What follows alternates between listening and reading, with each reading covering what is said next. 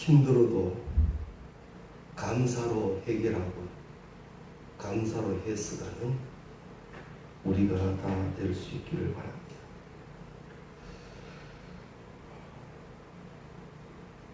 훗날 이스라엘 민족이 되는 이 야곱 자손들이 애굽에 내려가 살기 시작한 것은 요셉 때부터입니다. 야곱의 자손들은 이 애굽에서 그들의 삶을 시작할 때 근사하게 시작을 했습니다. 애굽의 또 야곱의 가족이니까 애굽의 왕들도 이 요셉의 가족 야곱의 자손들을 귀하게 여겨주었습니다. 별 어려움 없이 잘 지내고 갑니다. 애굽의 왕이 묻습니다. 너희들이 어느 지역에 정착하기를 원하느냐?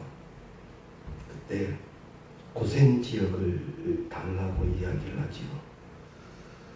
왜 그 지역을 택했는가? 사람의 논리로 보아서도 이 애굽의 주류 사회와는 어느 정도 떨어진 거리에 있는 곳이기도 하고, 그렇게 떨어져 있다 보면 자기 민족들만의 정체성과 언어와 여러 가지를 유지하는 데 유리하기 때문입니다. 또한 이 야곱의 후손들은 양떼를 몰고 있기 때문에 이 목장의 일을 하는 데는 고센 지역만큼 좋은 곳이 없다고 판단했기 때문입니다. 그러나 이후에 많은 학자들은 이 부분을 달리 하나님 편에서 해석하기를 하나님이 그 민족을 번성하기에 적절한 장소였다. 물론 이 요셉의 형들이 바로왕에게 요청하여 정해진 곳이기도 했지만 나중에 알고 보니 그 지역은 자손이 번성하기에 아주 유익한 곳이었다라고 이야기도 합니다. 그리고 이 요셉은 후손들에게 언젠가는 우리가 이곳에만 있지 아니하고 가나안으로 들어가게 될 것이다 라는 것을 그는 믿고 있었습니다. 고센이 아무리 훌륭하고 번성해질 수 있는 곳이라 할지라도 우리가 있어야 할 곳은 여기가 아니라 가나안 땅이라는 것을 요셉이는 분명히 알고 있었기 때문에 그 요셉이는 죽을 때 예언을 합니다. 이 애굽을 떠날 때 자기의 뼈도 가져다가 약속의 땅에 묻어달라고 유언을 하지요. 출애굽까지는 한참 전의 일이었지만 요셉은 이렇게 유언을 하는 것으로 봐 우리는 이곳에 있지 아니하고 언젠가는 하나님께서 정하신 땅에 돌아가게 될 것이다 라는 확신을 가지고 있었다라고 봅니다. 이후에 애굽에는 이제 쿠데타가 일어납니다. 그리고는 요셉이를 전혀 알지 못하는 그런 왕조가 나라를 다스리기 시작합니다. 이제 새 왕조가 애굽을 이제 통치하기 시작하자 그들의 눈에 보이는 것이 고센 지역 야곱의 자손들입니다. 아무리 보아도 그들은 우리가 노예로 부리기에는 최적의 조건을 갖추고 있는 족속으로 보입니다. 그래서 이제 그들이 이 이스라엘 야곱의 자손을 노예로 부리기를 시작합니다. 이때부터 이스라엘은 고단한 삶을 시작하게 되죠. 이 노예로 부리면서 재미를 본 이 애굽의 왕족들은 이제 이스라엘을 더욱더 혹독하게 착취를 합니다. 그제서야 이 이스라엘은 그 혹독함을 참지 못해서 하나님께 부르짖었더라라고 성경은 기록하지요. 이 정체성이라고 하는 건요, 굉장히 중요한 삶의 요소가 됩니다. 내가 누구인가? 이것을 분명히 하는 건 우리 삶에 있어서 굉장히 중요합니다. 이 이스라엘 백성들이 이 고센 땅에 정착을 하면서 처음의 목적과는 달리 그곳에 안주하기 시작합니다. 노예의 자리로 전락을 했지만 그것을 그렇게 스스로 인정해버리고 살아갑니다. 그럼 워낙 혹독하게 되니까 서서히 일어나는 그들의 정체성 운동, 뭡니까? 우리의 하나님 여호와. 이걸 기억하지요. 그리고 그 하나님께 부르짖다. 우리도 우리의 삶을 살다 보면 어렵고 힘든 일들을 만날 때가 많습니다. 그것이 너무 혹독해서 어찌할 바를 몰라 많이 아파하기도 합니다. 그때 우리의 정체성을 분명히 해야 합니다. 나는 하나님의 백성이다. 하나님이 나를 고아와 같이 버려두지 아니하셨다. 나는 지금 하나님께 기도할 수 있다. 내 기도는 하나님이 들으신다. 이 분명한 정체성이 되면 다른 곳에서 해답을 찾지 않습니다. 또 기도에 무릎을 모으기 시작하지. 이것이 전지전능하신 하나님의 역사를 부르는 최고의 방법인 줄 안다면 이제는 다른 곳을 헤매지 않고 더욱더 부르짖음이 우리 가운데 있게 될 것입니다.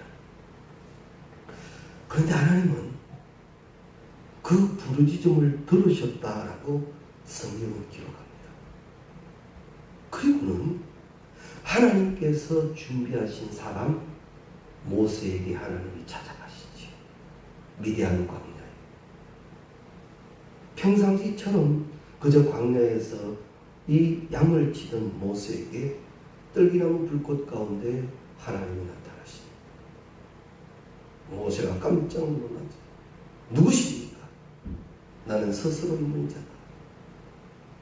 자존자라 하시며 하나님은 자신을 소개합니다. 그리고는 네 발의 신발을 벗어라. 이제 거룩으로 구별시키기 시작합니다. 그리고는 이제 모세에게 애굽으로 들어가게 하죠. 모세와 아론 그리고 이 애굽의 바로 왕의 대결은 우리가 나눴던 말씀대로 한 1년 정도 계속되어집니다. 이스라엘 백성들이 애굽 땅에 거주한 지 430년 만에, 출애굽기 12장에 가면 430년 정도로 나오는데 430년 만에 출애굽했다고 나오는데 이 430년이라는 숫자는 요셉이가 애굽으로 팔려갈 때부터의 시간이다라고 그렇게 보는 학자들도 있습니다. 말씀드린 대로 이 야곱의 자손 이스라엘은 처음 애굽의 생활은 참 좋았으나 요셉을 알지 못하는 왕조들로 인하여 혹독함을 갖게 되고 그것도 모자라서 더한 일이 생기지요. 이스라엘 민족의 생존 자체를 위협하는 칙령이 선포되어집니다. 뭡니까? 사내 아이가 태어나면 나일강에 다 버려 죽여라. 그런데 어떤 조치를 내려도 이스라엘 민족의 수는 줄지를 않습니다. 여기에서 우리가 세상의 힘이 아무리 강력하다 할지라도 하나님의 일하심을 막을 힘은 없다는 것을 분명히 믿으시기 바랍니다. 어떤 강력함이라도 하나님께서 하시는 일에는 막을 자가 없다.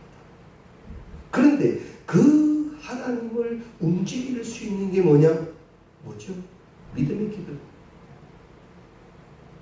하나님을 움직이게 하는 건 믿음의 기도입니다. 말씀드린 대로 정체성이 있는 사람의 기도. 그 백성의 기도가 되어져야 한다라는 겁니다.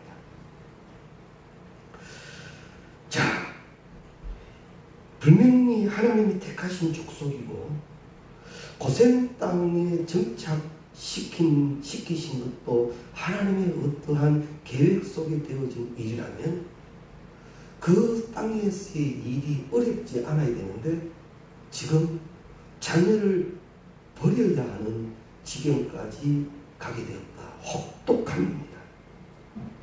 그런데 이것을 하나님의 은혜 가운데 해석하게 되니까 그들의 아픔은 부르짖음에 이르게 되더라는 거지.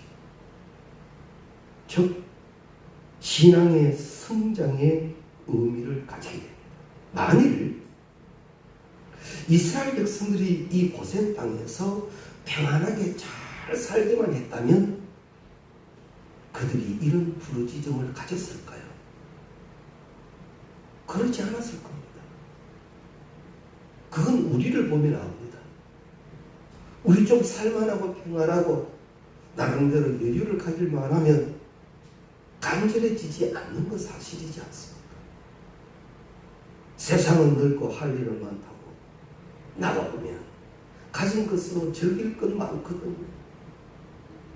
꼭 엎드리지 않아도 다 그렇게 살아갈 수 있을 때는 좀 느슨해지는 게 사실. 이스라엘 백성들에게 이 애굽 왕들의 혹독함이 없었더라면 그들은 하나님께 다다르는 부르짖음의 기도의 시간을 갖지 못했을는지 모릅니다. 그런데 그들에게 이 어려움이 생기니까 드디어 그들은 내가 누구인가를 깨닫기 시작하고 그 내가 누구인가를 찾아서 이제는 기도하기 시작하더라라는 말입니다. 그래서 우리에게요 고난도 유익이라고 그러죠. 분명 나에게 어떤 혹독한 시간이 다가왔을 때 다른 것 다 접어두고 하나님 앞에 잠시 멈추어지는 은혜가 있기를 바랍니다. 그리고 하나님을 찾고 찾는 자는 만나리라 하신 복을 누리고 그에서 그 음성을 듣고 그 가운데 깨닫고 쓰임 얻고 그래서 다시 일어서는 자 그는 하나님이 인도하시는 길을 찬송하며 가게 될 줄로 믿습니다. 이스라엘 백성들이 출애굽을 해서 홍해를 만나게 되지요. 홍해로 기적적으로 그들은 건너갑니다. 그런데 건너가서 좀 어려운 일들이 생기니까 그들은 금방 하나님과 모세를 원망하는 그들이 되어버립니다.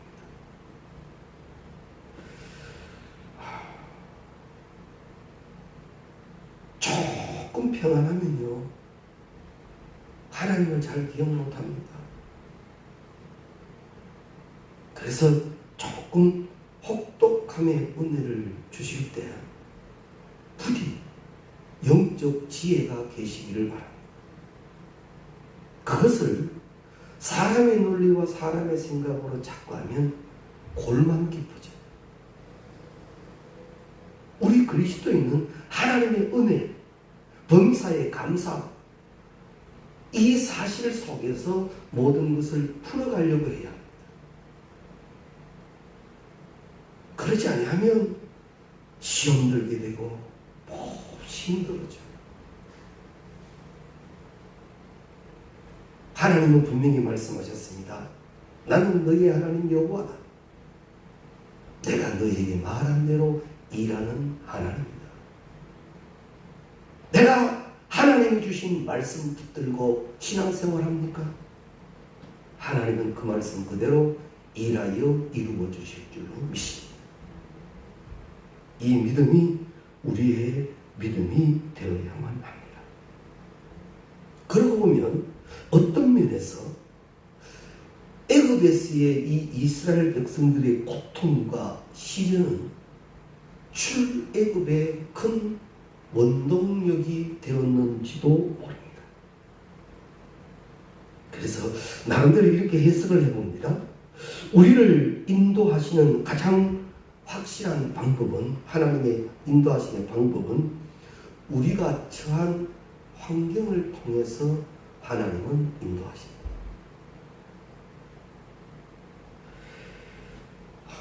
우리가 영적 지혜가 믿음이 더해지면요, 어려움 속에서도 하나님을 점점 더 찾게 되고, 그리고 그 길을 걷다가 체험하게 되고, 그 속에서 성장하게 되고, 하나님이 목적하시는 곳에 내가 세워지게 된다는 말입니다. 이 원론적인 진리를 우리는 분명히 할 수 있어야 합니다. 하나님이 우리에게 행하시는 일은 선한 일을 시작하신 하나님이라 하죠. 하나님은 우리에게 선한 일만 시작하셨고 그 일로만 진행하고 계십니다. 때문에 혹 힘들고 어려운 일이 있다 할지라도 그것을 통해서 선한 일을 이루실 줄을 믿어야 한다. 믿음을 보겠느냐? 꼭 마지막 때에만 주시는 말씀이 아니라 오늘 나에게, 남 모르는 힘든 어려움이 있는 나에게 하나님이 주시는 말씀, 하나님은 일을 지어 성취하시는 하나님, 선한 것으로만 일하시는 하나님, 그 하나님을 네가 믿느냐?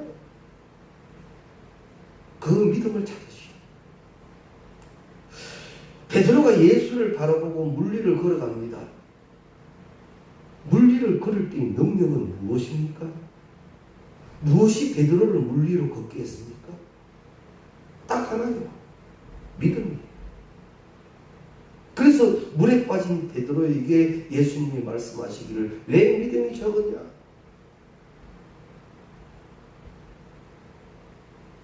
물리를 걸은 건 믿음이란 말이에요. 내가 얼마만큼 주를 믿고 오지 않느냐? 이것은 모든 것의 능력입니다. 그래서 믿음의 훈련, 주를 더 바라보고 말씀 더 붙들고 혹 혼란해지는 내 마음을 기도로 말씀으로 다스리는 훈련이 우리 가운데 있어야만 합니다. 그래서 주어진 삶을 살아갈 때 좀 힘들고 어려운 일이 있다면 저는 나름대로 이런 방법을 권해드리고 싶습니다. 좋은 방법으로 뭐 전화를 들고 상담을 하고 또 하수연도 해보고 또 불평도 해보고 다 좋습니다만 여기 올라와 마음껏 소리 지르십시오. 주의 이름을 불러 기도하십시오. 여기 올라와 눈물을 보이고 그렇게 주 앞에 계신다면 늘 드리는 말씀입니다만 우리는 자녀와 부모들 관계 속에서 하나님과의 우리의 관계를 많이 알게 해놓으셨다 그러죠. 자, 자식이 무엇을 좀 잘못했습니다. 그런데 이것이 말이에요. 잘못해놓고도 눈 똑바로 딱 뜨고 말 따박따박 하면서 내가 뭐 잘못했는데요 댕기면 요거 한 대 두드려 패보고 싶죠. 근데 눈물을 두두두두두 흘리고 잘못했습니다. 다시 나가 그러겠습니다.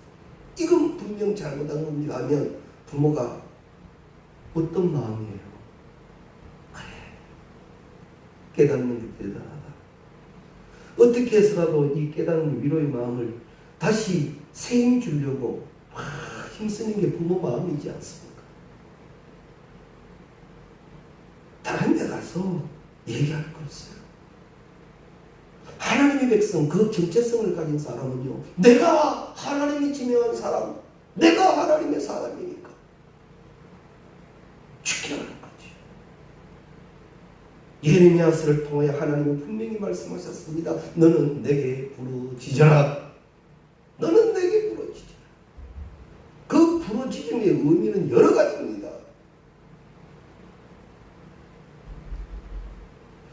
자, 그럼 이런 간단한 진리가 있는데 내가 이 진리대로 해본 적이 언제였느냐 말이지. 정말 주의 전열로 와서 아버지 하며 그렇게 주님을 바라보며 부러지셨던 때가 언제이지. 다 함께 모였을 때 기도할 때 너무 그렇게 기도하려니 또 눈치 보이고 혼자 그냥 올려놓으니 또 괜히 또 바쁘고 시간 없고 이래저래 다 놓치다 보니 나는 어느새 그런 기도와 많이 멀어진 신앙생활을 하고 있는지도 모릅니다. 꼭 기억해 두십시오.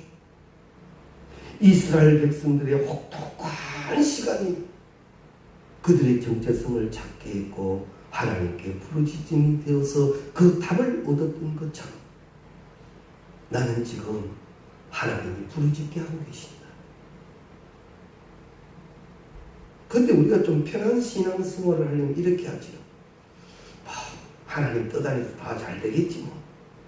맞아요. 하나님 뜻 안에서 다 잘 될 거예요. 그런데 그때 하나님의 일하심 속에 하나님은 일하시며 우리에게 찾으시는 게 계시는데 믿음이라는 거지. 믿음에 합당한 생활이라는 거지. 그것이 되어지면 하나님은 반드시 높이므로 자랑되게 하실 줄로 믿습니다. 이스라엘 사람들의 출애굽과 광야 생활을 살펴보면 믿음이라고 하는 것은 거의 찾아보지 못하는 경우가 많습니다. 그래서 너무 쉽게 인간적으로 바뀌어버리는 경우가 많았죠. 그래서 우리가 이 이스라엘 백성들의 모습을 보며 꼭 깨닫는 지혜가 있어야 할 것입니다. 또 요셉의 그 고마움을 모르는 왕조가 하나님조차도 비웃는 왕조이기도 했습니다.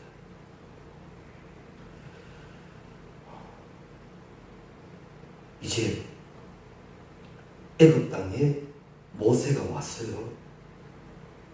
그리고는 이제 이스라엘 백성들 사이에 소문이 돕니다. 하나님이 모세를 우리에게 보내셔서 이제 우리가 출애굽하게 될 것이다. 야, 이제 기대를 모읍니다. 그 전에 그들에게 있었던 것이 부르짖은 기도입니다. 딱 보면 이거 하나님이 응답하신 것이 분명합니다. 이제 우리가 그 응답 가운데 출애굽하게 될 것을 어렴풋이 믿고 있습니다.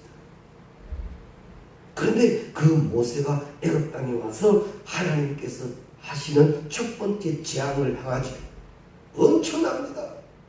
물이 피가 되어버렸으니까. 애굽의 술사들도 따라한 일이기도 했지만 이스라엘의 입장에서 보면 안 그랬겠습니까? 이제 저 바로 왕도 꼼짝 못할 거다. 그런데 막상 다가온 게 뭐냐면 저 이스라엘 백성들이 노예 생활이 너무 여유가 있으니까 딴짓도 하구나.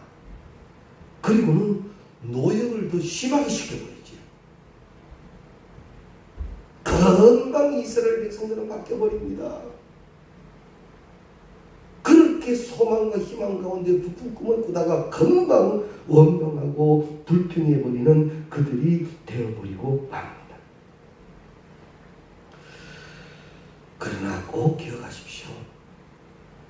응답을 온전한 응답으로 누릴 때까지 또 더 감수해야 할 것은 감수해야 한다.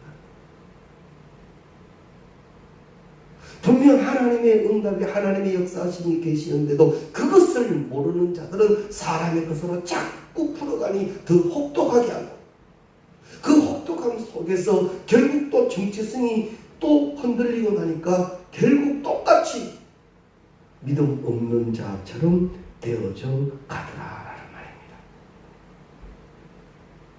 그래서 우리가 말입니다. 믿음은 신실함이다, 이렇게 표현할 수도 있습니다. 믿음이 너무 휘청휘청거리면 안 됩니다. 그래서 이런 기도를 꼭 하십시오. 신실함. 너무 쉽게 휘청거리지 않는 믿음, 그 믿음이 되기를 위하여 우리는 또한 힘쓰고 애써야 합니다. 상황에 따라 그렇게 쉽게 변해버리는 것 아니에요.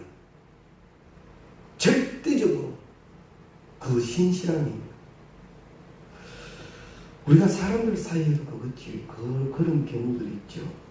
신실함이 있는 자, 어떤 상황 속에서도 상황 따라가지 않고 꼭 그 자리 지키고 묵묵히 그 길을 걷는 자, 우리가 인정하고 있기를 않습니까?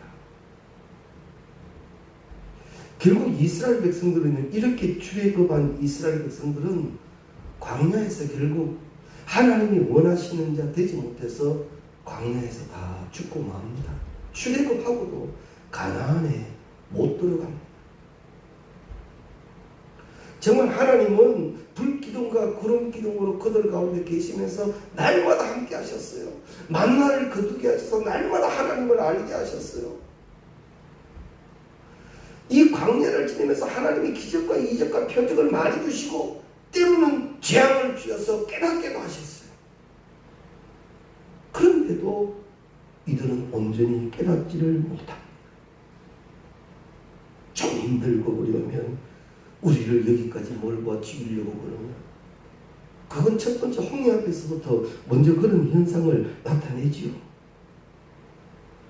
1년 동안 이 10가지 재앙을 통해서 살아계신 하나님, 출애굽할 때 정말 기적과 은혜와 감사 가운데 출애굽을 했지만 금방 홍해가 만나니까 또 막 원망하고 불평하는데, 하나님은 그 백성들을 훈련시키기 위해서 광야에서 오직 하나님만 바라보게 하셨는데 그 훈련대로 만들어지지를 못하는 거예요.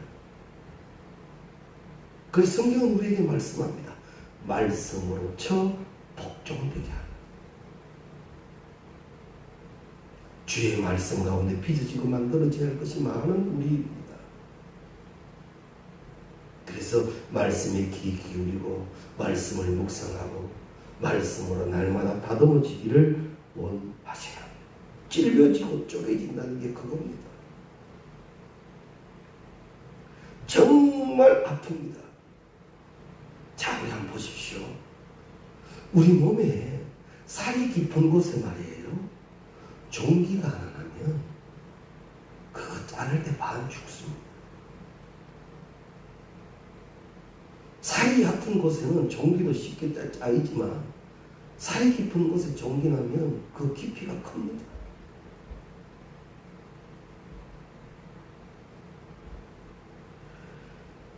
그래서 우리가 찔려지고 쪼개지는 게 결코 쉽지 않습니다. 많이 힘듭니다. 많이 아픕니다. 그러나 이런 신앙의 의지를 가지십시오. 하나님 원하시는 자 되겠습니다. 말씀이 원하시는 자 되겠습니다. 이런 사모하는 의지가 있다면 성령은 반드시 도우시고 하나님이 원하시는 자 만들어 주실 줄로 믿습니다. 홍해를 건널 때 물이 섰다 그러지요. 상당히 위협적인 부분입니다. 그러나 그 땅을 마른 땅처럼 건너며 그들은 하나님이 우리를 사랑하신, 하나님이 우리를 위해 일하심을 분명히 봤습니다. 그럼에도 또 흔들려 버렸지. 이 말씀을 우리에게 들려주시는 이유는요, 그들로 통하여 우리가 교훈되기를 원하십니다. 그래서 성경은 여러 부분에서 자주 말씀합니다. 하나님을 잊지 마라. 그 하나님을 잊지 마라. 뭡니까? 여호와를 경외하라.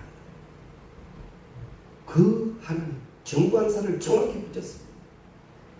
그 하나님을 잊지 말라라는 분명한 말씀 우리가 들어야 할 것입니다.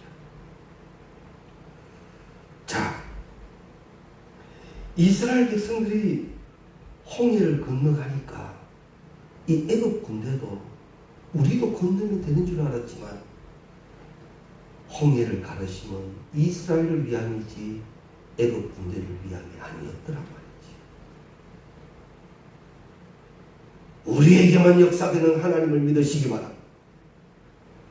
우리에게만 역사하시는 그 백성에게 역사하시는 하나님을 우리는 온전히 믿어야 할 것입니다. 그런데 우리의 믿음을 오늘 말씀 가운데 점검해 보면 이런 이스라엘의 사람을 많이 닮아 있기도 합니다. 상황에 따라 너무 쉽게 변해버리는 우리의 신앙을 우리는 정확히 알아요. 그리고 그 신앙을 그대로 두시 말아요. 더욱더 굳건한 믿음 되도록 기도하고 힘써야 할 것입니다. 자, 그러면 하나 더 큰 은혜가 있는데요. 그런 이스라엘 백성들을 하나님은 광야 중에 버리신다고까지 하셨죠. 막 그들만 가게 하시고 하나님 그들과 함께 가시지 않겠다라는 그런 말씀까지 하시지만 하나님은 이스라엘 백성들을 이 가나안 땅으로 인도하여 가십니다. 왜 그랬을까요? 무엇 때문일까요?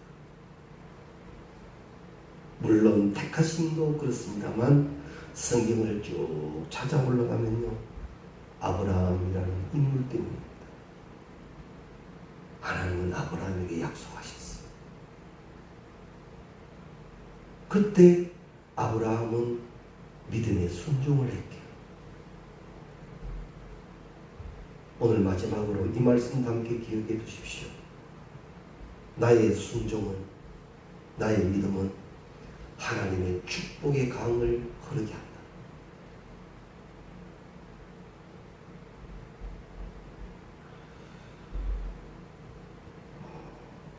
예수님이 십자가를 내고 가실 때 이 예수님의 십자가를 대신 맵니다. 누굽니까? 고레네 사람이십니다.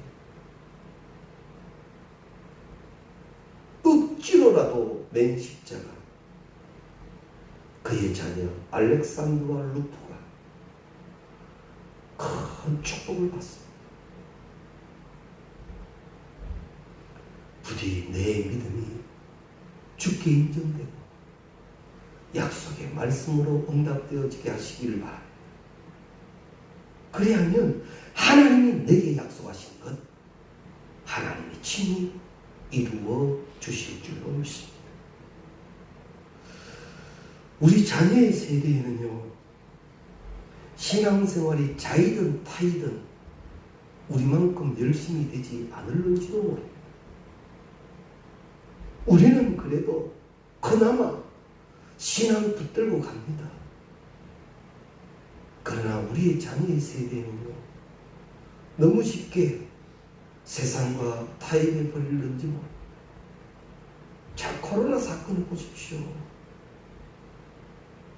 코로나 핑계 좋지요. 누구도 말 못합니다. 그리고 꼭 그럽니다. 좀 끝나고 안정되면 다시 믿을 겁니다. 그게 내 생각이지. 마귀는 어디 잠자나요? 그러나 우리는 그나마 신앙 지키고 갑니다.